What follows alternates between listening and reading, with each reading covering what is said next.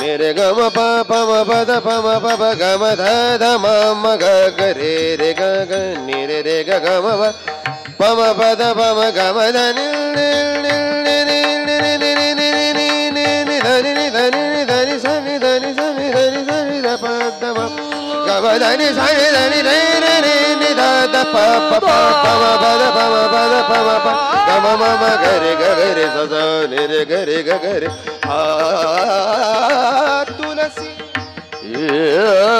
तुलसी राम राम राम राम राम सिया राम राम राम राम राम राम सिया राम राम राम ओ राम राम राम सिया राम राम राम राम राम राम सिया राम राम राम राम राम सिया राम राम राम राम राम राम सिया राम राम राम ओ राम राम राम सिया राम राम राम राम राम राम सिया राम राम राम राम राम सिया राम राम राम राम राम राम सिया राम राम राम ओ राम राम राम सिया राम राम राम राम राम राम सिया राम राम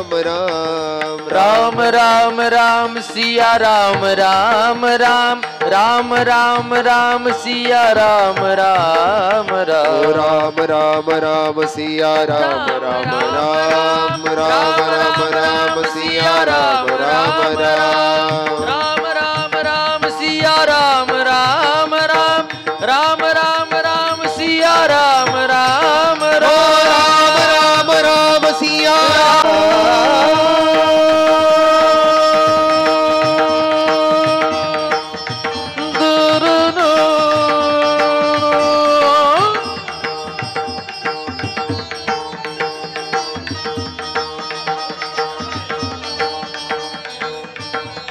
जय जय किशन गिरी बाबा ओम नमो सद्गुरु जय जय किशन गिरी बाबा ओम नमो सद्गुरु जय जय किशन गिरी बाबा ओम नमो सद्गुरु जय जय किशन गिरी बाबा ओम नमो सद्गुरु जय जय किशन गिरी बाबा ओम नमो सद्गुरु जय जय किशन गिरी बाबा ओम नमो सद्गुरु जय जय किशन गिरी बाबा ओम नमो सद्गुरु जय जय किशन गिरी बाबा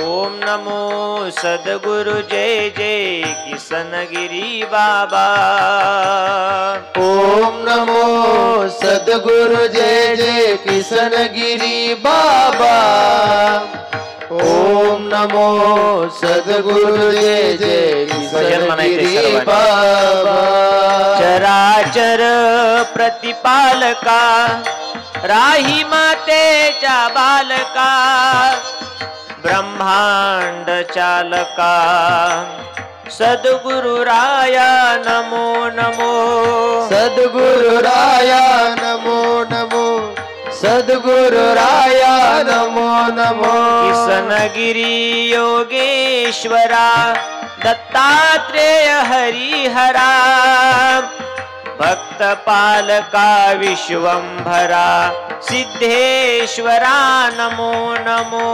सिद्धेश्वरा नमो नमो सिद्धेश्वरा नमो नमो आनंद मूर्ति आनंद घना भक्त प्रिया मनमोहना दुख हरता गजानना सद्गुरु राया नमो नमो सद्गुरु राया नमो नमो सद्गुरु राया नमो नमो भूत पिशाच निवारका करणी बाधा संहारका सकल दुख हरका सद्गुरु राया नमो नमो सद्गुरु राया नमो नमो सद्गुरु राया नमो नमो ओम नमो सद्गुरु जय जय किसनगिरी बाबा जय हो ओम नमो सद्गुरु जय जय किसनगिरी बाबा ओम नमो सद्गुरु जय जय किसनगिरी बाबा ओम नमो सद्गुरु जय जय किसनगिरी बाबा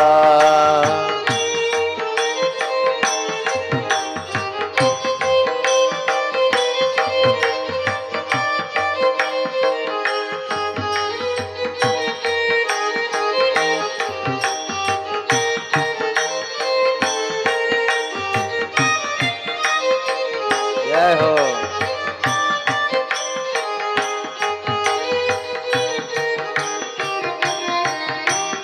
ओम नमो सद्गुरु जय जय किसनगिरी बाबा सचिन महाराज ओम नमो सद्गुरु जय जय किसनगिरी बाबा ओम नमो सद्गुरु जय जय किसनगिरी बाबा ओम नमो सद्गुरु जय जय किसनगिरी बाबा ओम नमो सद्गुरु जय जय किसनगिरी बाबा ओम नमो सद्गुरु जय जय किसनगिरी बोला बोला सर्वांनी म्हणा ओम नमो सद्गुरु जय जय किसनगिरी बाबा ओम नमो सद्गुरु जय जय किसनगिरी बाबा लोकनाथा जगन्नाथा जय हो प्राणदाता प्राणनाथा पुण्यवंता पुण्यशीला सद्गुरु राया नमो नमो ओ सद्गुरु राया नमो नमो सद्गुरु राया नमो नमो चराचर प्रतिपालका राही मातेच्या बालका ब्रह्मांड चालका सद्गुरु राया नमो नमो सद्गुरु राया नमो नमो सद्गुरु राया नमो नमो किसनगिरी योगेश्वरा दत्तात्रेय हरिहरा भक्त पालका विश्वंभरा सद्गुरु राया नमो नमो सद्गुरु राया नमो नमो सद्गुरु राया नमो नमो भूत पिशाच निवारका करणी बाधा संहारका सकल दुःख हरका सद्गुरु राया नमो नमो सद्गुरु राया नमो नमो सद्गुरु राया नमो नमो ओम नमो सद्गुरु जय जय किसनगिरी बाबा ओम नमो सद्गुरु जय जय किसनगिरी बाबा ओम नमो सद्गुरु किसनगिरी बाबा ओम नमो सद्गुरु जय जय किसनगिरी बाबा ओम नमो सद्गुरु जय जय किसनगिरी बाबा ओम नमो सद्गुरु जय जय किसनगिरी बाबा ओम नमो सद्गुरु जय जय किसनगिरी बाबा ओम नमो सद्गुरु जय जय किसनगिरी बाबा आम्ही आदर्श जीवन जगतो आणि हे जर समाजा पुढे आज मांडलं नाही भजन पूजन करणारच आहे परंतु तुमचं आदर्श जीवन विचार स्वच्छता चारित्र्य हे समाजापुढे आदर्श आहे घरातही कधी कधी कितीतरी वाद होतात सर्वांच्याच होतात पण तुमच्याकडे बघून आम्ही सगळं जीवन जगतो आई बापाला काय वाटेल हे नाही बाबांना काय वाटेल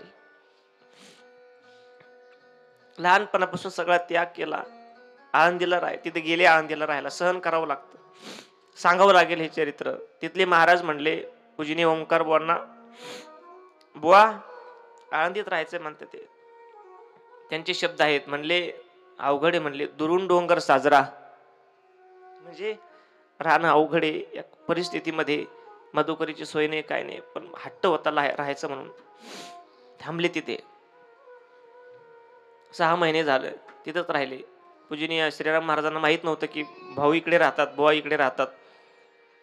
कालांतराने कळलं, मग परत घेऊन गेले तिथे. आणि हट्टी आहे माहिती होतं.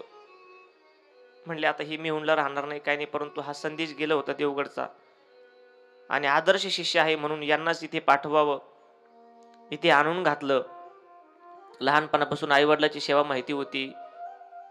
बाप्पू पूजनीय आईंच्या उपस्थितीमध्ये हे सगळं सांगतोय मी. आई सांगत असतात भाऊ कसे होते लहानपणी, देवदेवाची आवड आणि लाडके होते घरात.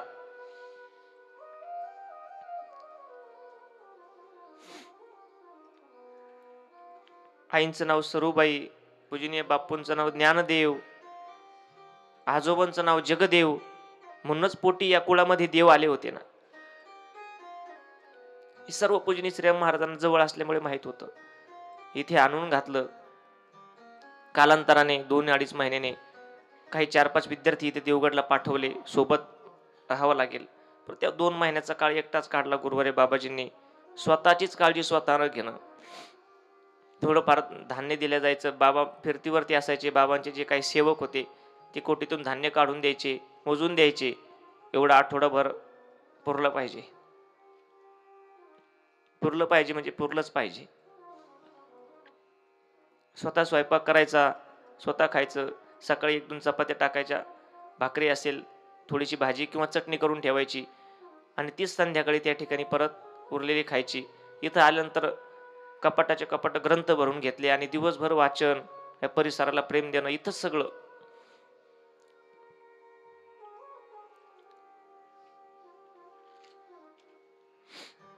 कालांतराने परिसरात कीर्तन होऊ लागले.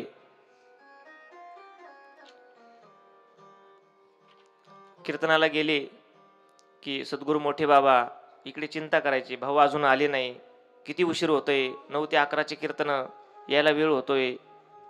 बाबाही झोपत नसायचे. परत जेवण कधी करायचं काय. नवीन नवीन सगळं परिसर आहे, लोक नवीन आहेत. हे लोक भाऊला प्रेम देतील का. गुरुवारी सद्गुरू मोठे बाबा गुरुवारी बाबाजींना भाऊ म्हणायचे. बाबा नाही येत आता ते, त्यांनाही उणीव भासत असतील. सगळे शांतीब्रह्म गुरुवर्य अध्यक्ष संस्थांचे विश्वस्त सगळं म्हणत असतील, पण भाऊ म्हणणार कोण नाही. आज कानावर आवाज येत असेल गुरुभावनातून इकडून तिकडून भाऊ म्हणून. या परिसराला प्रेम द्यावं म्हणून बाबांनी नवीन नवीन गुरुवारी बाबांबरोबर फिरले. या परिसरात लोक कळावे, बाजारचे दिवस कळावे. कधी कधी बुधवारी परवार संगमचा बाजार असायचा, रविवारी नेवाशाचा असायचा. माधुकरीचे काही महत्वाचे दुकानं ठरलेले असायचे. हे उभं राहिलं म्हणजे हे काही लोकदेणगीतून लोकांची सेवा आहेच, पण याकरता किती कष्ट घ्यावे लागले हे आज कळालं पाहिजे. आम्हाला 2004 पासून इथे राहतो, मला आज कळतंय या चरित्राच्या माध्यमातून. नसतं कळालं तर तुम्ही कधीच तोंडातून ते दाखवणार नाही, बोलून दाखवणार नाही की आमचं हे झालं, आम्हाला हा त्रास झाला. कारण माऊली म्हणून तुम्हाला हा वारकरी संप्रदाय पाहतोय. तसं माऊलींनी एवढा त्रास झाला, परंतु 9000 ओव्याच्या ज्ञानेश्वरीमध्ये एक शब्द नाही की अमक्या व्यक्तीने मला त्रास दिला. अहो काय उदारता आहे माऊलींची. आपल्या लहान्या बहिणीच्या तोंडात ज्या व्यक्तीने हाणली त्यांना नामदेवरायांचं गुरु करून ठेवलं आणि समाधी आळंदीमध्ये घेतली त्यांच्या उद्धाराकरता. इथे या परिसराने त्रासही दिला आणि प्रेमही दिलं, तरी सर्व 50 वर्ष इथं काढले. 50 वर्ष पूर्ण होतात आता. बाबा म्हणायचे हे लोक त्रास देतील किंवा यांना ओळख होणार नाही, आमच्या नंतर यांचं कसं होईल. म्हणून रविवारी मोठे बाबांनी बाजार दाखवण्याकरता जावं. वय झालेलं होतं, काठी घ्यायची, काठी टेकत टेकत. भाऊ चला. बाबा म्हणायचे थांबा. बाबा आम्ही आलो ना, आता थांबा, तुम्ही थकलेले आहात. बाबा म्हणायचे नाही भाऊ, आम्ही घरात दुकानं दाखवण्या करतोय, तो नंतर तुम्ही जात जा.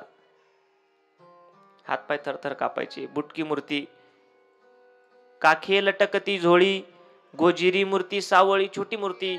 श्री बांधिले मुंडासे महान, अंगीती पैरण शोभतसे. तो घंगाळा शर्ट घातलेला, वेडवाकडा फेटा बांधलेला, गुडघ्यापर्यंत धोतर, सुरकोट्या पडलेलं शरीर, थकलेलं शरीर. परंतु भाऊला कळावं की हा परिसर कसा आहे, कुणाच्याकडे जायचं कुणाकडे जायचं नाही. कालांतराने इथंच राहायचं यांना, कारण बाबांना या परिसराची चिंता होती. हा समाज परत त्या ठिकाणी वाईट मार्गाला जाऊ नये म्हणून. जसं एक बाप आयुष्यभर आपल्या मुलाकरता पळतो ना, या बांधावरून त्या बांधावर, त्या बांधावरून या बांधावर, तसं सुरुवातीला दाखवण्याकरता जावं. नेवाशाचा कधी कधी रविवारचा बाजार असायचा. नदीच्या पलीकडे जायचं, हळूहळू पाय वाटाने चालत जायचं. पायात चपला असतील नसतील. बाबांची, मोठे बाबांची बुटकी मूर्ती, गुरुवारे बाबाजींचं असं काटक शरीर, माझ्यासारखं उंच, फेटा बांधलेला, गाडी नाही, घोडे नाही, चोपदार नाही, हे वैभव नाही, दोघच बापले ग गुरु शिष्य.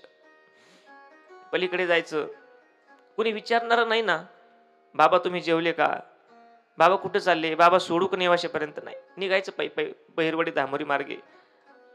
थकलं की एखादं झाड पाहायचं, बसायचं मोठे बाबांनी. बाबाजी म्हणायचे पाणी प्यायचं का, थकले का बाबा. नाही नाही भाऊ, आम्ही कशाचं थकतो, आम्ही खूप फिरलो म्हणले इकडे. परंतु शरीर थकलेलंच होतं. चालतं चालतं कधी कधी लहाने बाबा पुढे जायचे, मग मोठे बाबा मागं असायचे. मग बाबांनी थांबावं, बाबा चला. कधी कधी मोठे बाबा पुढे जायचे, भाऊ चला. दोघांनीच एकमेकाला सांभाळायचं. सगळी नेवाशातले बाजाराची घर दाखवून दिले, दुकानं दाखवून दिली. परत मागे यायचे बाबा, नदीपर्यंत यायचे. आणि इथे येत नव्हते सुरुवातीला. कधी नगरला, कधी नेवाशाला, कधी जपेबाईंच्या मळ्यामध्ये. अशी काही महत्वाची नियमित भक्त होते की ज्यांच्या घरी बाबांना जे सगळं पावित्र्य मिळायचं, मग तिथे मुक्काम करायचे, प्रवचन. पण इथपर्यंत परत पोहोच करण्याकरता बाबा यायचे, मोठे बाबा. आणि इथं आलं की म्हणायचे भाऊ तुम्ही जा आता, स्वयंपाक करा, जेवण करा, सगळं आरती भजन सगळं करून घ्या. तिथे आले की नदीच्या पलीकडे बाबांनी थांबावं, मोठे बाबांनी. आणि अलीकडे घाट नव्हता, काही नाही, दरी होती, नदीचं पात्र खोल होतं. अलीकडे गुरुवारे लहाने बाबा आले की मोठे बाबांनी तिकून डोळ्यासमोर मूर्ती आणि असं बुटकी मूर्ती खाली उभा आहे. गुरुवारी बाबाजी तिकडे टेकडावरती आहे. पोहोचले का म्हणून, फोन नाही, काही नाही, आवाज येत नसेल तर पोहोचले का हे विचारण्याकरता तिकडून मोठे बाबा असे काठीवर करायचे. बाबाजींनी हात केला की मग मागे निघायचं. एक वेळचा प्रसंग, जसं 32 दातामध्ये जीभ राहते, तसंच आतापर्यंतही गुरुवारे बाबाजी राहतात. हे सगळं वैभव त्यांचंही सद्गुरू मोठे बाबांच्या आशीर्वादाने मालक येते. परंतु लहान मुलापासून वयोवृद्धापर्यंत कुणालाच आपल्याकडून शब्दाचा त्रास नको, टोचून बोलायचं नाही, काही नाही. जे सरळ आहे ते, कुणाला दुखवणे. एखाद्याने आपले कुणी वाईट बोललं की अशी ते तसे, तरी बाबांनी माघार घ्यावी. आपलंच काहीतरी चुकत असेल. अजूनही पहिल्यापासून ती सवय लागली. जसं 32 दातात जीभ राहते ना, इकडं जावं तर इकडून चिमटा, इकडं जावं तर इकडून चिमटा आहे. जे खायचं ते गुपचूप, जिभेचं काम. तसं बाबांचं. काही बाबांचे जे मोठे बाबांचे भक्त होते, निष्ठावानच होते, परंतु वयस्कर माणसं, अधिकारी असतात, कधी कधी बाबांना काम सांगावं, हे पोरा इकडे अमुक कर, ते कर, जा दळण घेऊन या देवगड फाट्यावरून. वाहनाची सोय नाही. एक दिवस कोणाची तरी सायकल दिली, लवकर दळण आणा. सायकलवर पिंपळगावला,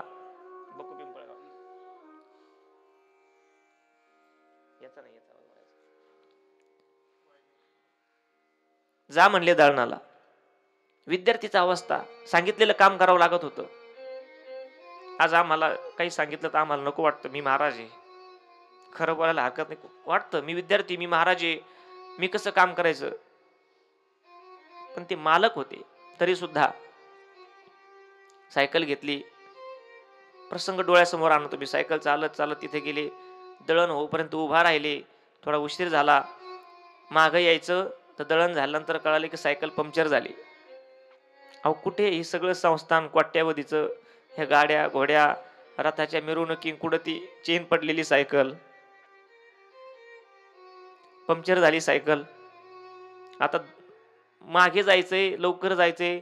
ही जुनी मंडळी, त्यांचा धाक, कसं जायचं. दळण नेऊन ठेवा तर सायकलीला राखण कोण नाही. सायकल नेऊ तर दळण इकडे मागं राहील. काय करावं. उपाय सुचला. दळण डोक्यावर घ्यायचं आणि पुढे जाऊन कुठेतरी ठेवायचं उंच जागेवरती. परत पायी मागं यायचं आणि परत सायकल घेऊन तिथे यायचं. परत सायकल पुढे नेऊन ठेवायची, परत दळण न्यायला मागं यायचं. 7-8 अशा चक्र झाल्या आणि मग इथं पोहोचले. नेवाशाला गेली बाजारला. रविवारचा दिवस होता. गर्दी होती दुकानामध्ये, जे महत्वाचे काही दुकानं होती माधवगिरीची, गर्दी होती. प्रापंचिक लोक शेवटी. मोठ्याल्या टांगा टाकत बाबांनी जायचं तिथे, लवकर काहीतरी मिळावं. मधुकरी दिवस ठरलेली होती. दिवसभराची ते मधुकरी 10 रुपये असायची, 6 रुपये, 8 रुपये. तिथं जायचं. प्रापंचिक माणसाची ती घाई गडबड. बुवा तुम्ही थांबा, तुम्हाला कुठं लेकरं बाळ घेऊन द्या आम्हाला किराणा, मागवा थोडं. परत मागं जायचं, कोपऱ्यात उभा राहायचं. अजून काही गर्दी आली की परत मागं द्यायचं. कारण माधुगिरी नाही ती. माधुगिरी म्हणजे भिक्षाच. आणि भिक्षा स्वतःच्या इच्छेने नाही मिळत ती. समोरचं जी देईल, जशी देईल तशी घ्यायची ती. मग ती प्रसंगी तोंडात आणून दिली तरी घ्यायची. उभा राहायचं दिवसभर. एक दिवस फार उशीर झाला. उशिरा 10 रुपये मिळाले. उशीर झाला, बाबा इथे आहेत म्हणून मोठ्याल्या पावलं टाकत टाकत देवगडला येत असताना विचार चालू आहे, कुठे परिसर सोडला. चांगलं चालू होतं, आई वडील तिकडे, खाणं पिणं सगळं आला असेल ना मनात, हे कशा करता हे सगळं. परंतु एका गुरुची आज्ञा आहे आणि दुसऱ्या गुरुजवळ आयुष्य व्यतीत करायचे म्हणून मोठ्याले पावलं टाकत टाकत टाकत देवगडला यायचं. इथे आले. मोठे बाबांना वाटलं भाऊ बाजारला गेले की उशीर होतो. का उशीर होतो? चिंताच होती ना, ही परंपरा चालवायची, त्यांच्या हातात द्यायची.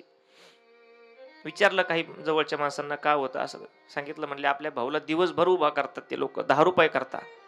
कुठे आजची गुरुवारची दर्शनाची दिवसभराची बारी, पौर्णिमेची गर्दी, कुठे दुकानातले ते 10 रुपयासाठी.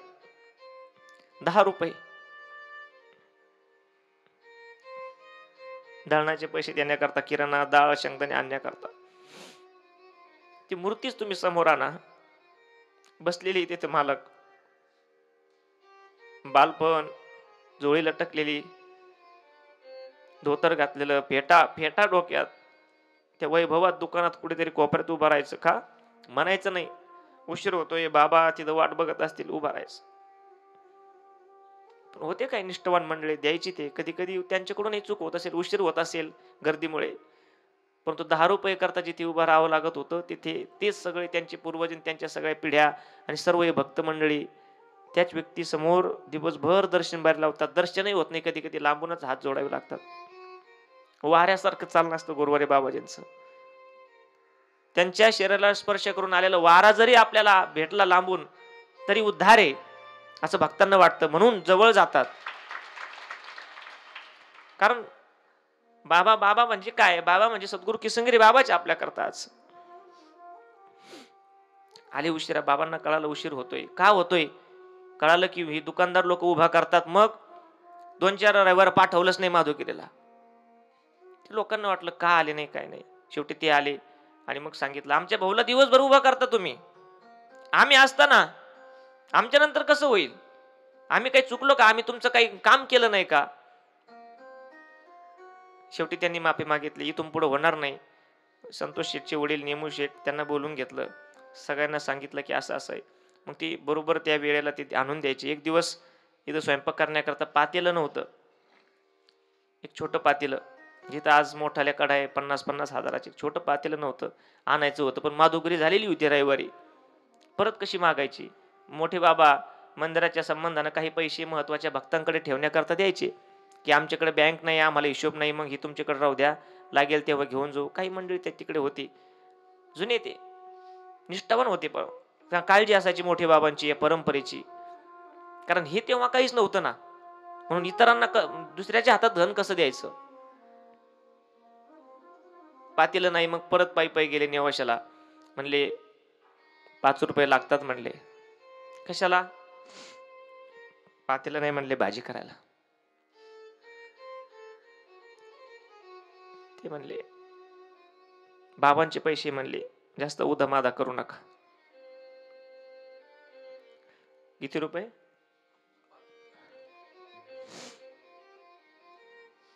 आज आम्हाला कीर्तनाचा फोन आला. लोक विचारतात, महाराज तारीख आहे का? आहे तारीख आहे ना. तुमचं कसं करावं लागेल? लाज वाटते आम्हाला, लाज. लोक पायत होतात, ती पात्रता नाही माहिती आम्हाला. 5-10 रुपये करता ज्या व्यक्तीने, बाबांनी जे सगळं आयुष्य खर्च केलं, आम्ही कसं ठरवून घ्यायचं? कसं? लाज वाटते आम्हाला आणि नाही घेत आम्ही. प्रसंगी तसं मागं यावं लागलं तरी चालेल, कारण आम्हाला बाबांनी कधीच कमी नाही केलं. बाहेरच्या गोष्टी फोल आहेत, गाडी बंगला घर हे, पण आतून आम्ही समाधानी. अजून आम्ही कधी आम्हाला वाटलं नाही की आम्ही दुःखी आहे. कशाला मागायचं, कशाला काय. ते व्यक्ती म्हणला हे बाबांच्या झोळीतलंय, फार उधामाता नाही करायचं. इथं आले आणि मग नंतर ते फौजदाराने सांगितलं द्या म्हणले, पातीला आणलं. कितीतरी असे प्रसंग. हळूहळू मोठ्या बाबांचा विश्वास बसत गेला की भाऊ सगळं करू शकतात म्हणले. आणि मग सगळे परिसरातले सर्व भक्त मंडळी बोलवून घेतले. सांगितलं आपल्याला दत्तक विधान सोहळा करायचा म्हणले, हे सगळं भाऊंना द्यायचं. आमचं काय म्हणले, आम्ही मोकळे, आम्हाला पहिलं तीर दिसतोय बाबा म्हणायच्या, आम्हाला पलीकडचा काठ दिसतोय, म्हणजे आता आमचं संपत आलंय. असं म्हणलं की काही न कळत नसायचं हे काय म्हणतात, परंतु अवलिया महात्मा होते बाबा. परिसरातील सर्व भक्त मंडळी, वारकरी संप्रदायातील थोर महाराज मंडळी सर्व बोलून घेतली. सरला बेटची सर्व महान साधू मंडळी बोलून घेतले आणि सन 1975 ज्येष्ठ शुद्ध बीज बुधवार दत्तदेवगडावर अपार सोहळा झाला. असे वयाच्या 25व्या वर्षात पूर्ण भक्ती अभ्यासात किसनगिरीने वरद हस्त तयाचे माथा ठेविला. गुरु शिष्याचे नाते जुळले. बाबांची जी काही बाबांच्या कुळातली जी काही मंडळी होती ती, त्यांना भजन येत नव्हतं, ती वेगवेगळे वाद्य वाजवायचे, परंतु या दोन्ही गुरु शिष्यांना धन्यता देऊ लागले.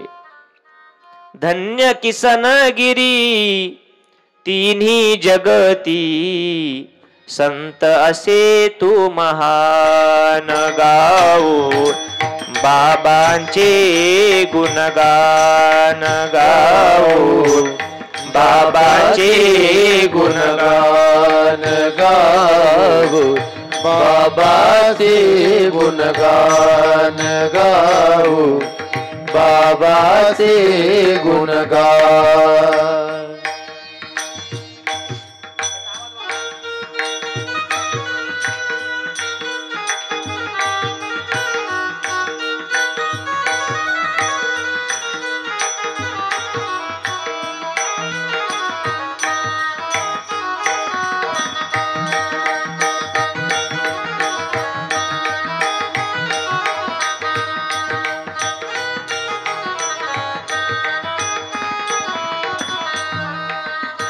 भास्कर रूपी शिष्य मिळाले, गुरुसेवेचे दीप लागले, गुरुसेवेचे दीप लागले, गुरुसेवेचे दीप लागले.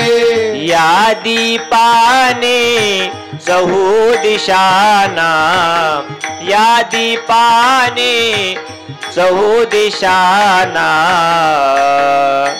केले प्रकाशमान गाऊ, बाबाचे गुणगान गाऊ, बाबाचे गुणगान.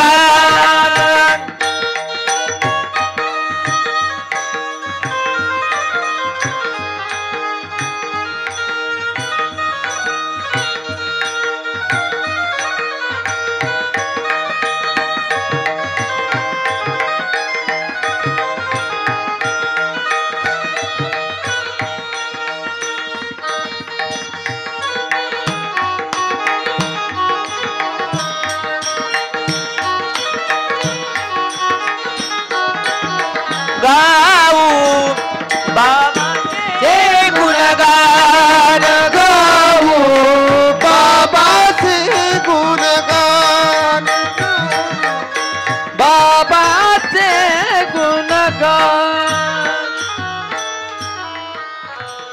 श्री समर्थ सद्गुरु किसनगिरी बाबा अवधूत चिंतन श्री गुरुदेव दत्त गुरुवर्य शांती ब्रह्म भास्कर गिरिजी महाराज की, देवगड धाम की जय.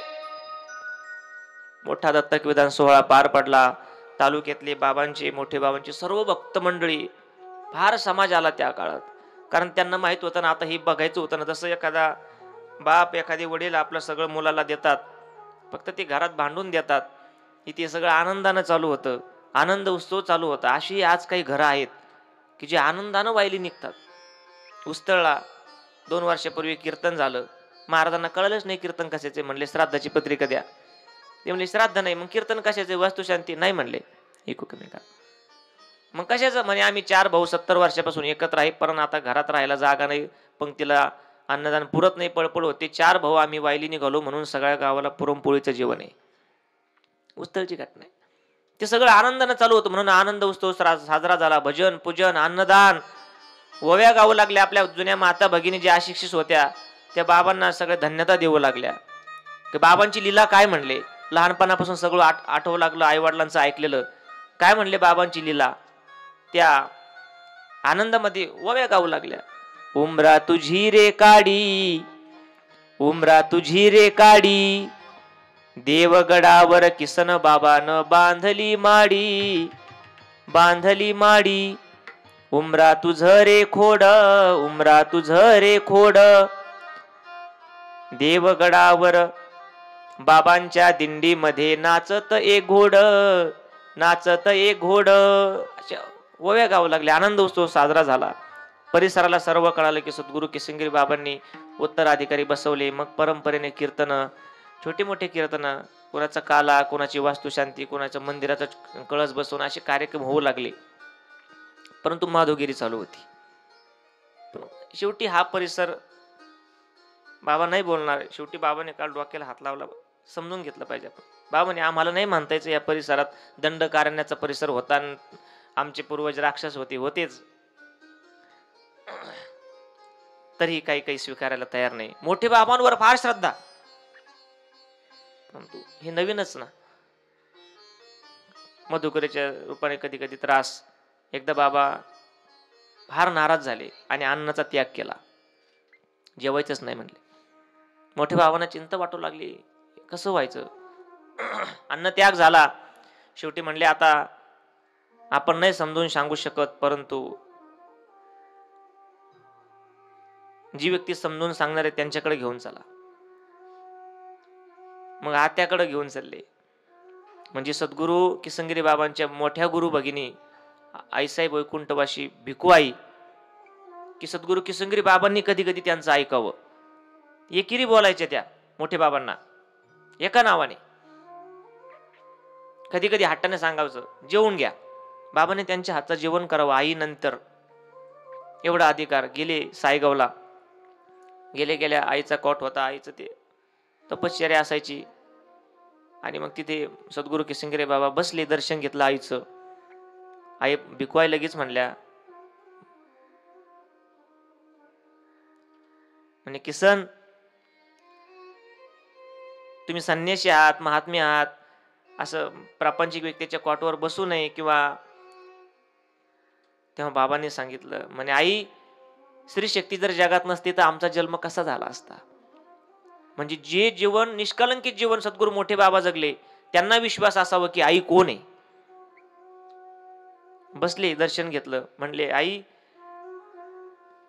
अन्न त्याग केला. म्हणले जेवण नाही, काही नाही, वाटत नाही हे सगळं कडाला लावतील. आणि मग त्यावेळेस आईने सांगितलं, म्हणे भाऊ म्हणूनच लोक म्हणतात संन्यासाला मुलं देऊ नका, कारण तुम्ही सगळे जगाचं कल्याण करू शकता, परंतु लेकरं बाळा कसे सांभाळायचे हे कसं माहिती नाही. माहित ना. सगळं होईल म्हणले. मी काय दत्तक विधान सोहळ्याला नव्हते म्हणले. माझ्या समोर परत दत्तक विधान सोहळा करा. आणि समोर बसूनच मग हात ठेवला आणि इथून पुढे सांगायचं म्हणले, तुम्ही तुमचं भक्त मंडळ परत भाऊला काही म्हणायचं नाही, भाऊ बघतील हे सगळं काय करायचं. बाबा म्हणले दिलंच आहे त्यांना सगळं. का जात नाही मग दुसऱ्या का जात नाही म्हणले. नाही जात, नाराज असेल काही. म्हणजे काय नाही म्हणले, यांना फिरायची गरज नाही, काही नाही, कालांतराने लक्ष्मी यांच्या मागे पळेल म्हणले, यांना पैसे घ्यायला वेळ नाही राहायचा म्हणले. आजही लोक दर्शन घेतात आणि दक्षिणा ठेवतात, तोपर्यंत बाबा 100 पावलं पुढे गेलेले असतात. मग बाकीच्या भक्तांनी घ्यायचं आणि ती दानपेटीत टाकायचं. आईचे आशीर्वाद आहेत ते. हळूहळू कीर्तनामध्ये जाऊ लागले आणि मोठे बाबांचं सर्व महत्व बाबांनी या परिसराला सांगावं की आपलं भाग्य आहे की आपल्याला बाबांचा सहवास लागला. ज्ञानबोध सांगे जनास, विसरू नका हरिनामास. श्री किसनगिरींचा सहवास लाभला आपणा प्रारब्धे. हरिभक्त परायण, ठेवी संतांचा मान. म्हणजे गुरुवरे बाबाजी, लहान मोठं कुणी असू द्या, कीर्तनात गेलं की लगेच मस्तक टेकायचं. कुणी असू द्या, प्रापंचिक महाराज असू द्या, कुणी असू द्या, लगेच डोकं टेकायचं. हरिभक्त परायण, ठेवी संतांचा मान. आवडीने भाविक कीर्तन श्रवण करती तयाचे. बाबांचं ते विनोदी बोलणं, पांढरे चारचं बोलणं, मायळू बोलणं, कंठातून बोलणं, कुठलाही शब्द, रागातला शब्द सुद्धा तो असा आनंदाने वाटतो, असं सहज बोलल्यासारखं. विनोदी स्वभाव. कसा विनोद करायचा? सहज विनोद करायचा, असं आटापिटा करून नाही. बाबांना आपण बघतो म्हणले आपलं भाग्य आहे. कालांतराने हे आपलं भाग्य नाही की आपण त्यांना बघू शकतो. आताच त्यांची महती जाणून घ्या, दर्शनाला येत चला. बाबांना आता उतारवा येत आहे, सेवा करा. कीर्तनात वारंवार सांगायचं. विनोदाचा प्रसंग आठवला की बाबांचे विनोद आठवतात. बोलण्यातून विनोद. मी ज्यावेळेस इथं राहायला यायचं होतं, आलो पायी पायी घरून, घरच्याला न विचारता. इथं आल्यानंतर 2 तास बसलो. बाबांना कळलं नाही मुलं का बसले. 6 वाजता त्या गुरुभवनाच्या अलीकडे एक बाकडं होतं, वाळू होती, एवढं सगळे प्रगती नव्हती. 6 वाजता निघाले गोशाळेकडे. विचारलं, पोराव कुठले तुम्ही? म्हणलं बहिरवाडीचे. मग म्हणलं आम्हाला इथं राहायचं. मी एवढ्या जवळ असताना म्हणलं शाळेत यायला त्रास होतो. आता मला इथे यायचं होतं लुंगी घालायला, ही बगवी लुंगी घालावी म्हणून असं आवडायचं. बरं बाबा म्हणजे राहायचं हो. लगेच विचारलं, म्हणे इथं अर्धी भाकर खावी लागते म्हणले. म्हणलं हो चालेल. बाबा म्हणे बरं, बरीच तयारी. या म्हणले सोमवारी आई वडिलाला घेऊन. असं विनोदी बोलणं. कुणाची अचानक मस्करी करायची, आणि कुणाची पण नाही. काही अधिकारी पुरुष झाले की बाबांनी ज्यांची मस्करी करावी.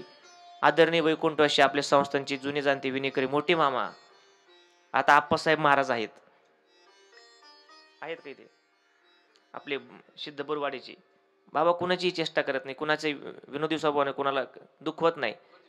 पण बाबांना माहित असतं कोण सहन करणार आहे. अजून बाबांनी माझ्या पाठीवरती कधी असा टोला हाणला नाही, परंतु आप्पासाहेब महाराज आजोबा झाले आता त्यांच्या घरात, तरी त्यांना हाणतात बाबा कधी कधी. पंढरपूरचा प्रसंग थांबायचा आपल्याला 10-15 मिनिटांमध्ये. पंढरपूरला आत्ताच सप्त्यामध्ये वारीच्या सगळे हरिपाठाला आले. टाळाचा जयघोष चालू, पण टाळ वाजवायला सांगणार आहेत ती म्हणले आप्पासाहेब महाराज दिसाना. ते कोणतरी म्हणलं त्यांचा पाय दुखतो, आणा म्हणले बोलून. आपले सस्य महाराज, आपले गंगाधर पाटील शिंदे आपल्या, ते आणि आप्पासाहेब महाराज, गंगाधर भाऊ आले पुढे.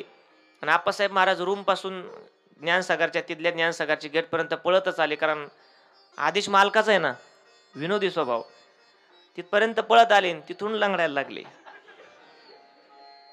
बाबांनी पाहिलं आणि पण वाटलं असेल दुखतंय, आणि काय नाही, बाबांकडून लंगडत लंगडत लंगडत गेले. दर्शन घेतलं आणि जा म्हणले टाळ करायला, टाळ वाजवायला लावा. आणि मग शेवटी ते आता त्या वेशात गेल्यानंतर लक्षात नाही ना का पाय दुखतो, दुखतच नव्हता. पाय दुखतो कुठं लक्षात. टाळ करायला जोऱ्यात सांगायचे, वाजवा टाळ, खेळा पावली.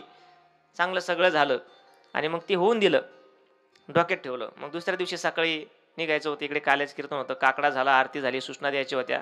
आणि एका मित्राचा कॅमेरा होता, मी बाबांची शूटिंग करत होतो. असं बाबांचा चेहरा बघितलं, म्हणलं काहीतरी डोक्यात गणित चालू आहे.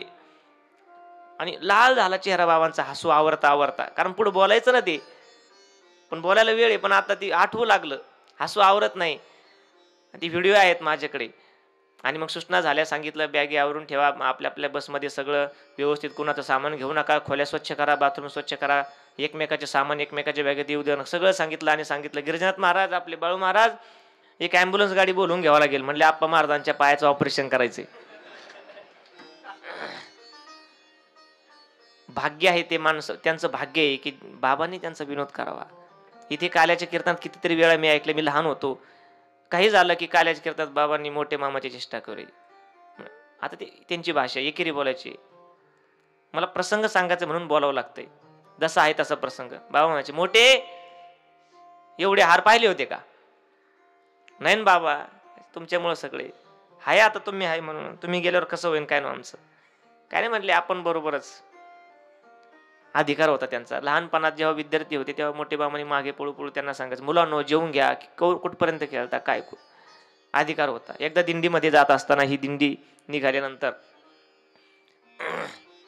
साहेबाला दिंडी थांबली आणि जो तो त्याच्या तयारीत, कुणी झाडाखाली आराम करते, कुणी काय बाबाजी पकवादाला टेकून बसलेले, फोडलेलं नारळ खात होते. रस्त्याने दुसरं काय नाश्ता, फोडलेला नारळ प्रसाद हाच नाश्ता. आणि मोठे मामा दाढी करीत होते, विनेकरी दाढी करत होते. मिस्त्री ते सगळे गणपत बाबा सगळे बसलेले होते. म्हणले निघायला वेळ आहे अजून. बघितला किती वेळ आहे म्हणले. सगळे आहे म्हणले, पण मामा मोठे मामा कुठे. ते दाढी करू राहिले.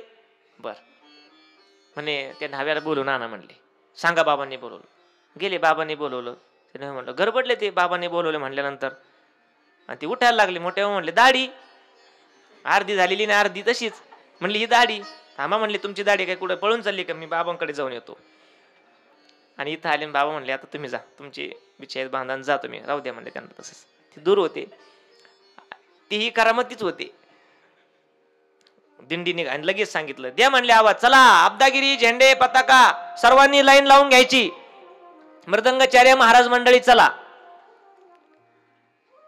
मोठे मामा म्हणले काहीतरी खेळ चालू आहे, असं होत नाही. आणि त्यांनी बघितलं, बाबांजवळ आले, सगळे हसत आहेत त्यांच्याकडे बघून. फेटा बांधलेला नाही, काय नाही. उपरनं घेतलं मोठे मामानी आणि इकून अर्धी दाढी झालेली निकून तशीच, तसाच त्याला पेस, तसंच उपरनं बांधलं, लगेच विनागळ्यात घातला. निष्ठावान सेवक होते ते. विनोदी स्वभाव बाबांचा नेहमी. हळूहळू इथे कीर्तन झाल्यानंतर भक्त मंडळी येऊ लागले, दान दक्षिणा थोडी येऊ लागली. मोठे बाबा सांगायचे, भाऊ कीर्तनाला गेले की लोकांना सांगत जा, आमच्या भगवान दत्तात्रयाचं मंदिराचं काम चालू आहे, थोडी दान दक्षिणा धान्य काय असेल ते थोडं जास्त देत जा, मंदिर करतोय, कुठं आम्हाला आमच्या पोटाला खायचंय. नेहमी मग जी दक्षिणा यायची सगळे बाबांनी मोठे बाबांकडे द्यायची. विश्वास बसत गेला. सगळ्या चाव्या, सगळ्या कुलपा, सगळं कारभार देऊन टाकला. आणि हळूहळू गोशाळाही झाली, पाकशाळेचं काम झालं. द्वादशीच्या पंक्ती सुरू झाल्या. सुरुवातीला आधी जेव्हा आले तेव्हा टाळ वगैरे दिलीच होती, गंगापूरचे शेठ होते, बंकर शेठ. तेव्हा प्रहारा सुरू झाला, बाबांनी तो प्रहारा दिला होता. ती परंपरा हळूहळू चालत गेली पुढे. परिसरात कीर्तन वाढले आणि बाबांनी या परिसराची एक नियमावली करून ठेवली की आपलं भाग्य आहे, आपण या परिसरात आहे, इथं येत असताना आपण पवित्र होऊन आलं पाहिजे, कारण बाबांना पावित्र्य आवडतं. पुण्यक्षेत्री चालतानी करा सदाचाराची जोडणी, तेथील नीती नियमांनी चालत राहावे सुपंथे. बाबाला स्वच्छता, शिक्षण, काही आवडीच्या गोष्टी आहेत बाबांच्या. गोमाता, गंगा माता, भारत माता, सरस्वती माता, जन्मदाती माता, या 5 मातांकरता जगायचं आणि प्रसंगी यांच्याकरता जीवाचं बलिदान द्यायचं, ही बाबांचं आदर्श जीवन आहे.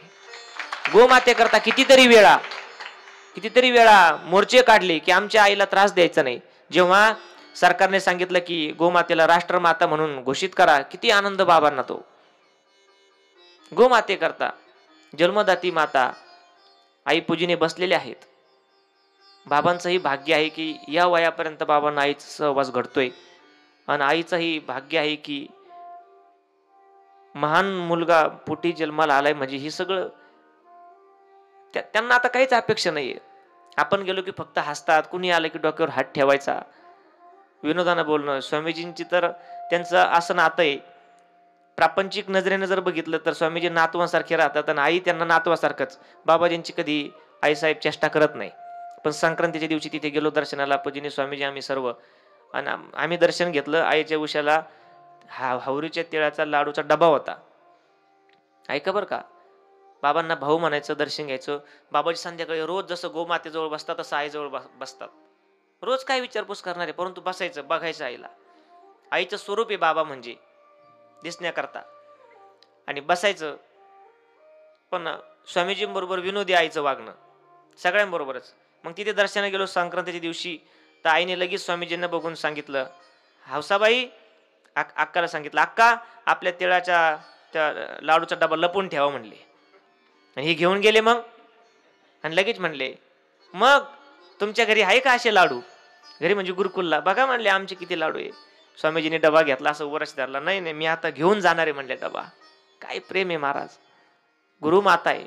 महात्मा ज्योतिराव फुले, आईसाहेब सावित्रीबाई यांनी जो आदर्श दिला, सगळ्यांना शिकण्याचा अधिकार मिळावा, सगळ्या जातीपातीतल्या सगळ्या समाजाला. तोच आदर्श बाबाजींनी शाळेच्या माध्यमातून गुरुदत्त माध्यमिक विद्यालय श्री क्षेत्र देवगड संस्थान इथे शाळा होती, इथे प्रार्थना व्हायची, इथे जनगणमन खरा तो एकची धर्म, जगाला प्रेम अर्पावे, जगी जे दीन अति पतित, जगी जे दीन पद दलित, कुणाना व्यर्थ शिनवावे, जगाला प्रेम अर्पावे, खरा तो एकची धर्म, जगाला प्रेम अर्पावे, प्रेम अर्पावे. प्रत्येक या रूमला पाट्या होत्या, 10वी 9वी 5वी 6वी असं सगळं शिक्षक वर्गांची खोली.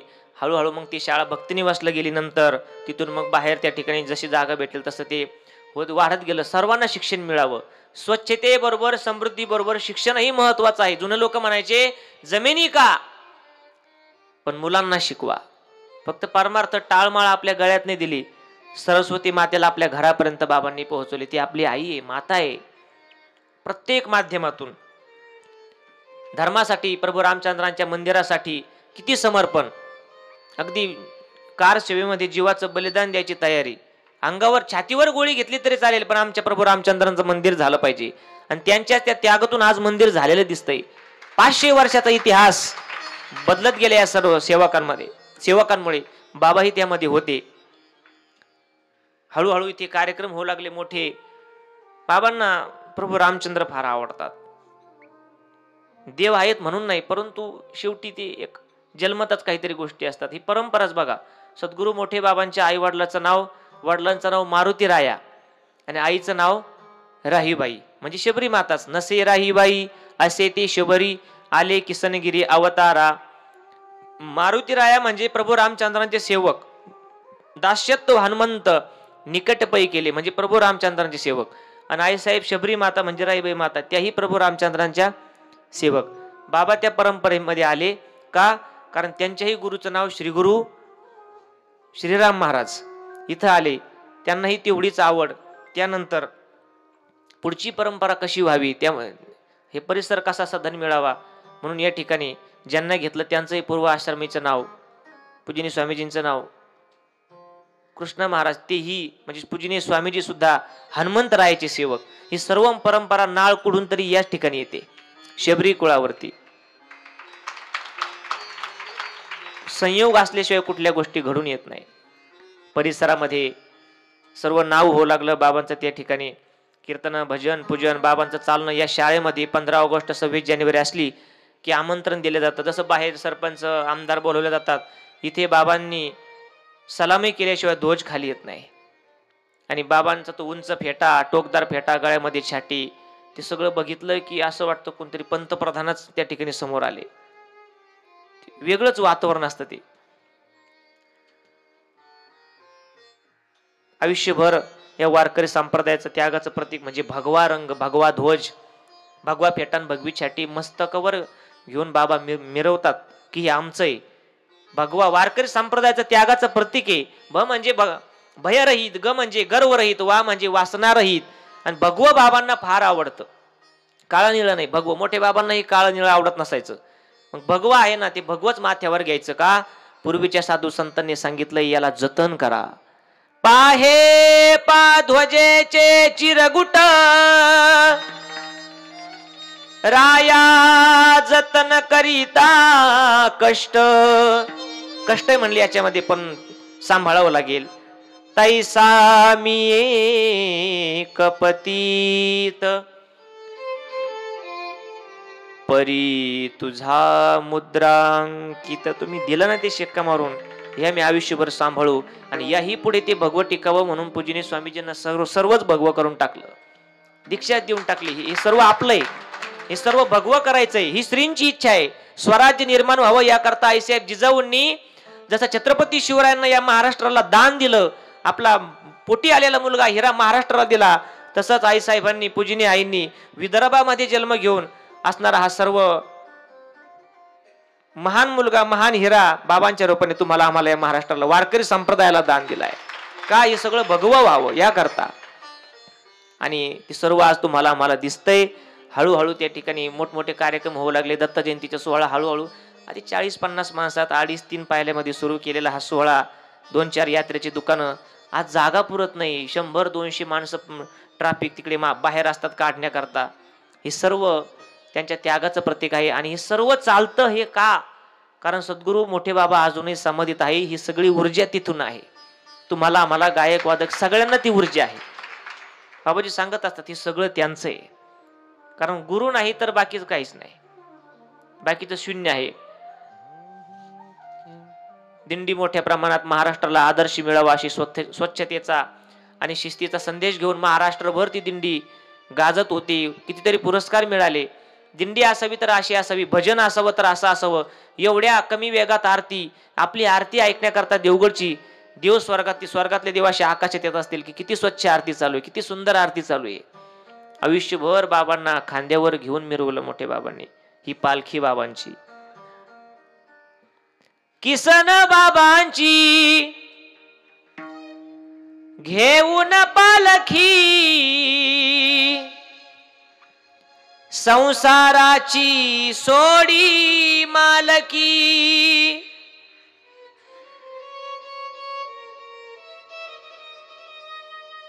किसन बाबांची घेऊन पालखी, संसाराची सोडी मालकी. गुरु प्रकाशाची स्वीकारी आभा, गुरु प्रकाशाची स्वीकारी आभा. वंदनीय आम्हा, पूजनीय आम्हा, भास्कर गिरी बाबा, भास्कर गिरी बाबा, भास्कर गिरी बाबा.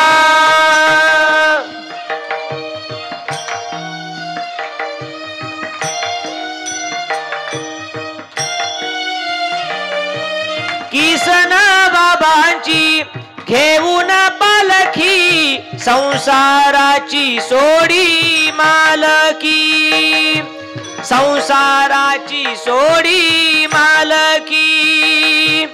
गुरु प्रकाशाची स्वीकारी आभा, गुरु प्रकाशाची स्वीकारी आभा.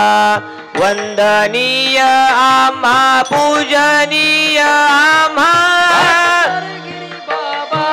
भास्कर गिरी बाबा, भास्कर गिरी बाबा.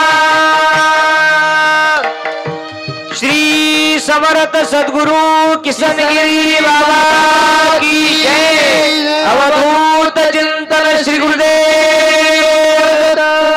हे सर्व मोठे बाबांनी बघितलं. मनातली चिंता होती निघून गेली. आमची परंपरा अशीच चालणार, या परिसराला प्रेम भेटणार. ही परंपरा ज्ञानोबा राय तुकोबरायांच्या संस्कारानं चालावी, ही चिंता निघून गेली. हे सगळं बघितलं ना, भजन पूजन सर्व. आणि कधी कधी चिंता असायची, इथे कालांतराने गर्दी वाढेल का, लोक येतील का. बाबा पळपळ करायचे, भेटतील ते कार्यक्रमाला जायचं. शेवटी मोठे बाबांनी डोक्यावर हात ठेवला, हात ठेविला मस्तकी, प्रसाद देऊने केला सुगी. चिंता करू नका भाऊ, सगळं काही होईल. कारण इथे कालांतराने हजारो लाखोच्या पंक्ती उठतील. बाबा पुढचं भाकीत सांगायचे, इथं अन्नदान पुरणार नाही, लोकांना जागा पुरणार नाही. कुणाला वाटलं असेल या सगळ्या वसाड जागी स्वर्ग होईल, परंतु शब्द त्यांचे होते, आशीर्वाद रूपी शब्द होते. आणि त्यांच्या गुरुवारी बाबाजींच्या माथ्यावरती हात ठेवून आशीर्वाद दिला, चिंता करू नका. लावोनिया हात कुरवाडीला, लावोनिया हात कुरवाडीला माता. सांगितली चिंता न करावी, सांगितली चिंता न करावी, सांगितली चिंता न करावी, सांगितली चिंता न करावी, सांगितली चिंता न करावी. सांगितली चिंता न करावी सांगितली चिंता न करावी सांगितली चिंता न करावी लावणिया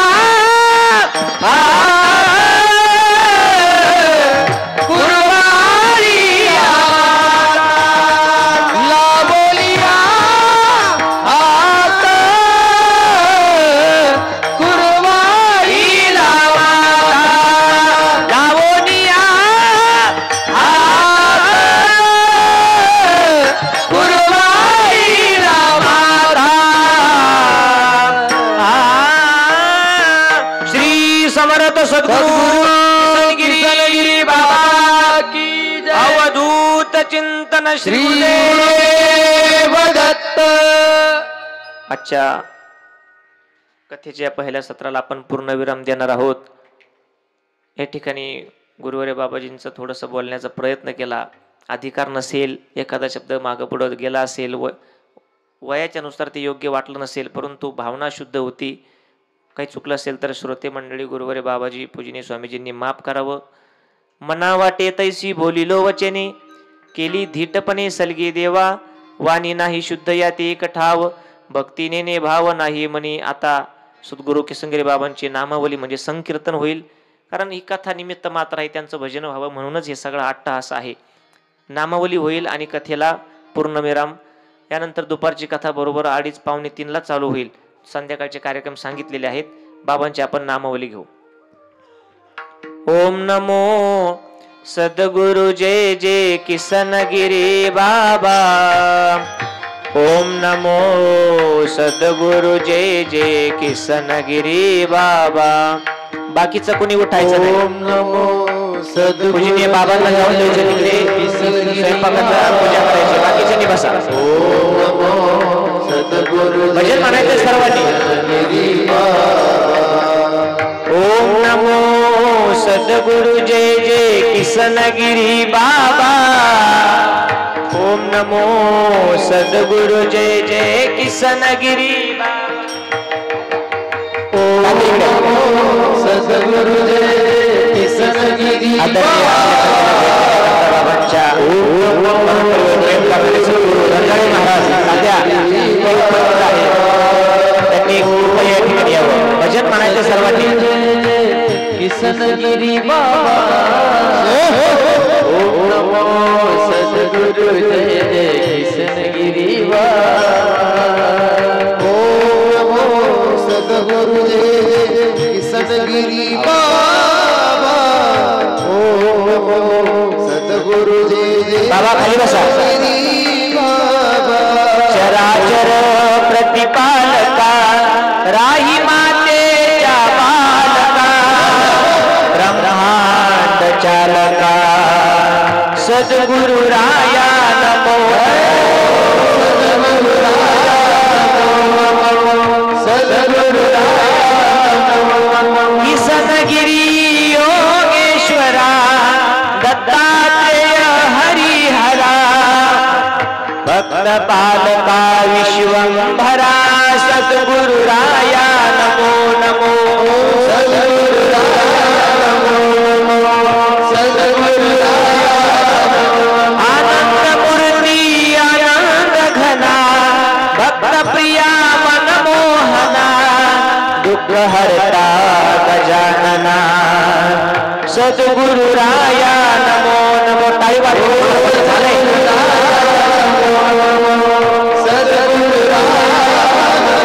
अक्षय तनुगात्रा किसनगिरी पुत्रा किसनगिरी. तू परम पवित्रा किसनगिरी.